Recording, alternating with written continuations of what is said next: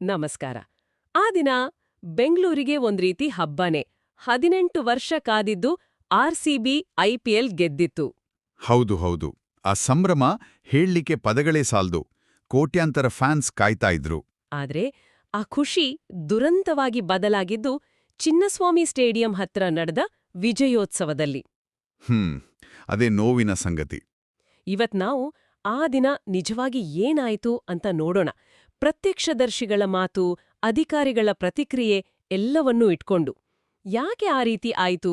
ಮುಖ್ಯವಾಗಿ ಆ ಜನಸಂದಣಿ ನಿರೀಕ್ಷೆಗಿಂತ ತುಂಬಾನೇ ಜಾಸ್ತಿ ಇತ್ತಲ್ವಾ? ಖಂಡಿತವಾಗಿಯೂ.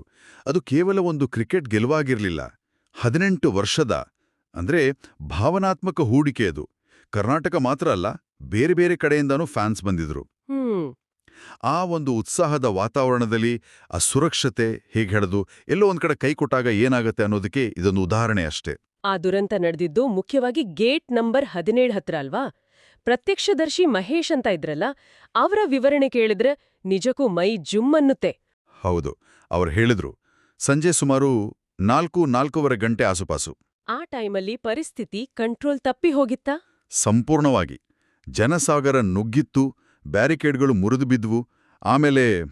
ಆಮೇಲೆ ಜನ ಒಬ್ಬರ ಮೇಲೊಬ್ರು ಬೀಳೋಕ್ ಶುರು ಮಾಡಿದ್ರು. ಓಹೋ ದೇವ್ರೇ! ಕೆಳಗೆ ಬಿದ್ದೋರು ಸಹಾಯಕ್ಕೆ ಕೂಗಿದ್ರೂ ಕೂಡ ಆ ಮೇಲಿನ ಗದ್ದಲದಲ್ಲಿ ಯಾರಿಗೂ ಕೇಳಿಸ್ಲಿಲ್ಲ ಅಂತ ಅವ್ರು ಹೇಳಿದ್ರು. ಮಹೇಶ್ ಮತ್ತು ಇನ್ನೂ ಕೆಲವರು ಸೇರಿ ಜನರನ್ನು ಹಿಂದೆ ತಳ್ಳಿ ಜಾಗ ಮಾಡಿ ಬಿದ್ದೋರನ್ನ ಮೇಲೆತ್ತೋಕ್ ಟ್ರೈ ಮಾಡಿದ್ದಾರೆ. ಪೊಲೀಸರಿಗೂ ವಿಷಯ ತಿಳಿಸಿದ್ದಾರೆ. ಪೊಲೀಸರು ಬಂದ್ರು ಅಲ್ವಾ? ಬಂದ್ಮೇಲೆ ಪರಿಸ್ಥಿತಿ ಕಂಟ್ರೋಲ್ಗೆ ಬಂತಾ?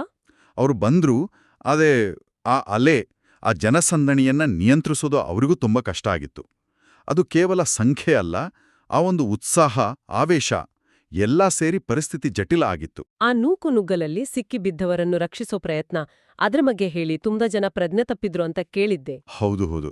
ಪ್ರಜ್ಞೆ ತಪ್ಪಿದ್ದವರನ್ನ ಆ ಜನರ ರಾಶಿಯಿಂದ ಹೊರಗೆ ತೆಗೆಯೋಕ್ ಪ್ರಯತ್ನ ಪಟ್ಟಿದ್ದಾರೆ. ಆದ್ರೆ ಅಷ್ಟರಲ್ಲಾಗಲೇ ಕೆಲ ಅನಾಹುತಗಳ ಆಗೋಗಿತ್ತು. ಅಂದ್ರೆ ಅಲ್ಲೇ ಗೇಟ್ ಹತ್ರ ಒಬ್ಬ ಮಹಿಳೆ ತೀರ್ಕೊಂಡ್ರು. ಇನ್ನು ಕೆಲವರನ್ನ ಆಸ್ಪತ್ರೆಗೆ ಸಾಗಿಸೋ ದಾರಿಯಲ್ಲೇ. ಅಯ್ಯೋ! ಅವರ ಕಾಲ್ಗಳು ಒಂದಕ್ಕೊಂದು ಸಿಕ್ಕಿ ಹಾಕೊಂಡಿತ್ತು. ಹಿಂದಿಂದ ಜನ ತಳ್ತಲೇ ಇದ್ರು. ರಕ್ಷಣಾ ಕಾರ್ಯಕ್ಕೂ ತುಂಬಾ ಅಡ್ಡಿಯಾಗ್ತಿತ್ತು. ಒಬ್ಬ ಸಂತ್ರಸ್ತೆಗೆ ಸಿಪಿಆರ್ ಮಾಡಿದ್ರು ಅಂತನೂ ಹೇಳಿದ್ರಲ್ಲ? ಅದು ಮಹೇಶ್ ಮತ್ತು ಇತರರು ಸಿಪಿಆರ್ ಕೊಡಕ್ ಪ್ರಯತ್ನ ಮಾಡಿದ್ದಾಗ ಆಕೆ ಸ್ವಲ್ಪ ಸ್ಪಂದಿಸಿದ್ರಂತೆ. ಆದ್ರೆ ಅಷ್ಟರಲ್ಲಿ ಪೊಲೀಸರು ಪರಿಸ್ಥಿತಿ ನೋಡಿ ಆಂಬ್ಯುಲೆನ್ಸ್ಗೆಲ್ಲ ಕಾಯೋಕ್ಕಾಗಲ್ಲ, ತಕ್ಷಣ ಸಿಕ್ಕ ಒಂದು ಖಾಸಗಿ ಗಾಡಿಯಲ್ಲಿ ಹಾಕಿ ಕಳಿಸಿ ಅಂತ ಒತ್ತಾಯ ಮಾಡಿದ್ರು. ವೆಂಟಿಲೇಟರ್ ಬೇಕು ಅಂತ ಕೇಳಿದ್ರು ಅವಕಾಶ ಇರ್ಲಿಲ್ವಾ? ಇಲ್ಲ. ಆ ಸಂದರ್ಭದಲ್ಲಿ ಜನರನ್ನ ಚದುರಿಸೋಡೆ ಮೊದಲ ಆದ್ಯತೆಯಾಗಿತ್ತು ಪೊಲೀಸರಿಗೆ. ಆಮೇಲೆ ಜನ ಸ್ವಲ್ಪ ಚದುರಿದ್ಮೇಲೆ ಒಬ್ರು ತಾಯಿ ಸಂತ್ರಸ್ತರ ಮಧ್ಯೆ ತನ್ನ ಮಗಳನ್ನು ಹುಡುಕಿ ಅಪ್ಕೊಂಡ ದೃಶ್ಯ ಇತ್ತಲ್ಲ, ಅದು ನಿಜಕ್ಕೂ ಮನಕಲ್ಕುವಂತಿತ್ತು. ಇಷ್ಟೆಲ್ಲ ಆದ್ಮೇಲೆ ಅಧಿಕಾರಿಗಳ ಪ್ರತಿಕ್ರಿಯೆಗಳು ಬಂತು. ಡಿಸಿಎಂ ಡಿಕೆ ಶಿವಕುಮಾರ್ ಅವರು ಹೇಳಿದ್ರು, ಜನ ನಿರೀಕ್ಷೆಗೂ ಮೀರಿ ತುಂಬಾ ಉತ್ಸಾಹದಿಂದ ಬಂದಿದ್ರು ಅಂತ ಒಪ್ಕೊಂಡಿದ್ದಾರೆ. ಹೌದು, ಆರ್‌ಸಿಬಿ ತಂಡ ಸಂತಾಪ ಸೂಚಿಸಿದ್ದೆ ಅಂತಾನೂ ಹೇಳಿದ್ರು. ಮತ್ತೆ ಕಾರ್ಯಕ್ರಮ ಬೇಗ ಮುಗ್ಸೋಕೆ ಹೇಳಿದ್ವಿ, ಕೊಹ್ಲಿ ಮತ್ತು ಟೀಮ್ ಕಪ್ ತೋರಿಸಿ ಬೇಗ ಹೋದ್ರು ಅಂತಾನೋ ಹೇಳಿದ್ರು. ಆ ಸಂವಹನ ಕೊರತೆ, ಪೊಲೀಸ್ ವೈಫಲ್ಯದ ಆರೋಪಗಳ ಬಗ್ಗೆ ಕೇಳಿದಾಗ ಅದಕ್ಕವರು ಇದು ಅನಿರೀಕ್ಷಿತ ಜನಸಂದಣಿ, ತುಂಬಾ ಉತ್ಸಾಹಭರಿತವಾಗಿತ್ತು ಅಂತ ಹೇಳಿ ಕ್ಷಮೆ ಕೇಳಿದ್ದಾರೆ. ಆದ್ರೆ ಈ ಅನಿರೀಕ್ಷಿತ ಅನ್ನೋ ಪದ, ಆರ್‌ಸಿಬಿ ಫ್ಯಾನ್ ಬೇಸ್, 18 ವರ್ಷದ ಗೆಲುವು, ಇದನ್ನೆಲ್ಲ ನೋಡಿದ್ರೆ ದೊಡ್ಡ ಸಂಖ್ಯೆಯಲ್ಲಿ ಜನ ಬರ್ತಾರೆ ಅಂತ ನಿರೀಕ್ಷಿಸ್ಬೇಕಿತ್ತಲ್ವಾ? ಖಂಡಿತ ಆ ನಿರೀಕ್ಷೆ ಇರಲೇಬೇಕಿತ್ತು. ಬಹುಶಃ ನಿರೀಕ್ಷೆ ಮಾಡಿದ ಸಂಖ್ಯೆಗಿಂತಲೂ ಜಾಸ್ತಿ ಬಂದಿರಬಹುದು, ಅಥವಾ ಆ ಉತ್ಸಾಹದ ತೀವ್ರತೆಯನ್ನ ಅಂದಾಜು ಮಾಡೋಲ್ಲಿ ಸ್ವಲ್ಪ ಹೇಳೋದು ಎಡವಟ್ಟಾಯ್ತಾ? ಇದು ತನಿಖೆಯಿಂದ ಗೊತ್ತಾಗಬೇಕು. ಮುಖ್ಯಮಂತ್ರಿ ಸಿದ್ದರಾಮಯ್ಯನವರು ವಿಷಾದ ವ್ಯಕ್ತಪಡಿಸಿದ್ದಾರೆ. ಇದು ಆಗ್ಬಾರ್ದಿತ್ತು ಅಂತ ಹೇಳಿದ್ದಾರೆ. ಹೌದು, ಅವರು ಇದು ಸರ್ಕಾರಿ ಕಾರ್ಯಕ್ರಮ ಅಲ್ಲ, ಕ್ರಿಕೆಟ್ ಸಂಸ್ಥೆಯದ್ದು, ನಾವು ಭದ್ರತೆ ಕೊಟ್ಟಿದ್ದೀವಿ ಅಂತ ಸ್ಪಷ್ಟಪಡಿಸಿದ್ದಾರೆ. ಮತ್ತೆ ಆ ಮ್ಯಾಜಿಸ್ಟ್ರೇರಿಯಲ್ ತನಿಖೆ ವಿಚಾರ?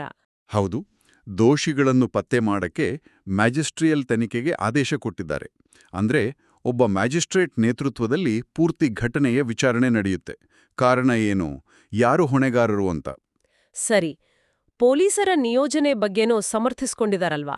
ಲಭ್ಯವಿದ್ದ ಪೊಲೀಸರನ್ನು ಹಾಕಿದ್ವಿ ಅಂತ. ಹೌದು, ಹಿಂದಿನಂತೆಯೇ ಭದ್ರತೆ ನೀಡಲಾಗಿದೆ ಅಂತ ಹೇಳಿದ್ದಾರೆ. ಸಾವಿನ ಸಂಖ್ಯೆಗಳ ಬಗ್ಗೆನೂ ಆರಂಭದಲ್ಲಿ ಸ್ವಲ್ಪ ಗೊಂದಲ ಇತ್ತು, ಆಮೇಲೆ ನಿಖರವಾಗಿ ಎಷ್ಟು ಅಂತ ಗೊತ್ತಾಯ್ತು. ಹೌದು, ಮೊದಲು ಬೇರೆ ಬೇರೆ ಸಂಖ್ಯೆಗಳು ವರದಿಯಾದವು. ಬೋರಿಂಗ್ ಆಸ್ಪತ್ರೆಗೆ 17 ಗಾಯಾಳುಗಳು, 6 ಸಾವು ಅಂತ ಬಂತು. ಆಮೇಲೆ ಅಂತಿಮವಾಗಿ 11 ಸಾವು, 47 ಜನರಿಗೆ ಗಾಯಗಳಾಗಿವೆ ಅಂತ ದೃಢಪಟ್ಟಿತ್ತು. ಅತಿ ದುರಂತ ಅಂದ್ರೆ ಮೃತರಲ್ಲಿ ಹೆಚ್ಚಿನವರು ಯುವಕರು, 25 ವರ್ಷದ ಒಳಗಿನವರು. ನಿಜಕ್ಕೂ ದುಃಖದ ಸಂಗತಿ. ಅಷ್ಟೇ ಅಲ್ಲ, ಕಾರ್ಯಕ್ರಮಕ್ಕೆ ಹೋದವರು ಮನೆಗೆ ವಾಪಸ್ ಬಂದಿಲ್ಲ, ಫೋನ್ ಸ್ವಿಚ್ ಆಫ್ ಆಗಿದೆ ಅಂತ ಹುಡುಕಾಡ್ತಿದ್ದ ಕುಟುಂಬಗಳ ದೃಶ್ಯಗಳು ಇದ್ವು. ಆಸ್ಪತ್ರೆಗಳಲ್ಲಿ ಹುಡುಕಾಡ್ತಿದ್ರು. ಹೋ, ಆ ಆತಂಕ, ಆ ಗೊಂದಲ ಊಹಿಸ್ಲಿಕ್ಕೂ ಕಷ್ಟ. ಹ್ಮ್ ಒಟ್ಟಾರೆಯಾಗಿ ನೋಡಿದ್ರೆ ಆರ್ಸಿಬಿಯ ಆ ಐತಿಹಾಸಿಕ ವಿಜಯೋತ್ಸವ ಒಂದು ಕರಾಳ ನೆನಪಾಗೆ ಉಳಿದುಬಿಡ್ತು. ಸಾರ್ವಜನಿಕ ಸುರಕ್ಷತೆಯ ಪ್ರಶ್ನೆಗಳು ಮತ್ತೆ ಮುನ್ನೆಲೆಗೆ ಬಂದ್ವು. ಈಗ ಮ್ಯಾಜಿಸ್ಟ್ರೇರಿಯಲ್ ತನಿಖೆ ನಡೀತಿದೆ. ಅದರಿಂದ ಘಟನೆಯ ನಿಖರ ಕಾರಣಗಳು ಮತ್ತೆ ಯಾರಾದ್ರೂ ನಿರ್ಲಕ್ಷ್ಯ ಇದ್ರೆ ಅದು ಗೊತ್ತಾಗ್ಬೋದು. ಖಂಡಿತ. ಈ ಘಟನೆಯಿಂದ ನಾವು ಕಲಿಬೇಕಾದ ಪಾಠ ಬಹಳ ದೊಡ್ಡದಿದೆ ಅನ್ಸುತ್ತೆ. ಆರ್ಸಿಬಿ ಫ್ಯಾನ್ಸ್ ಉತ್ಸಾಹ ನಮ್ಗೆಲ್ಲ ಗೊತ್ತೇ ಇದೆ. ಚಿನ್ಸ್ವಾಮಿ ಸುತ್ತ ಜನ ಸೇರೋದು ಹೊಸದೇನಲ್ಲ. ಹೌದು. ಹಾಗಾದ್ರೆ ಮುಂದಿನ ದಿನಗಳಲ್ಲಿ ಇಂಥ ದೊಡ್ಡ ಮಟ್ಟದ ವಿಜಯೋತ್ಸವಗಳನ್ನ, ಅದ್ರಲ್ಲೂ ಇಷ್ಟು ಭಾವನಾತ್ಮಕವಾಗಿ ಜನ ಕನೆಕ್ಟ್ ಆಗಿರುವಾಗ, ಯಾವುದೇ ಅನಾಹುತ ಆಗ್ದ ಹಾಗೆ ಹೇಗೆ ನಿಭಾಯಿಸ್ಬೇಕು? ಸುರಕ್ಷತೆಗೆ ಯಾವ ರೀತಿ ಆದ್ಯತೆ ಕೊಡ್ಬೇಕು? ನಿಜ. ಬಹುಶಃ ಇದು ಈ ದುರಂತ ನಮ್ಗೆಲ್ಲ ಕೇಳುತ್ತಿರುವ ಅತಿ ಮುಖ್ಯವಾದ ಪ್ರಶ್ನೆ. ಇದಕ್ಕೆ ಉತ್ತರ ಕಂಡುಕೊಳ್ಳಲೇಬೇಕು.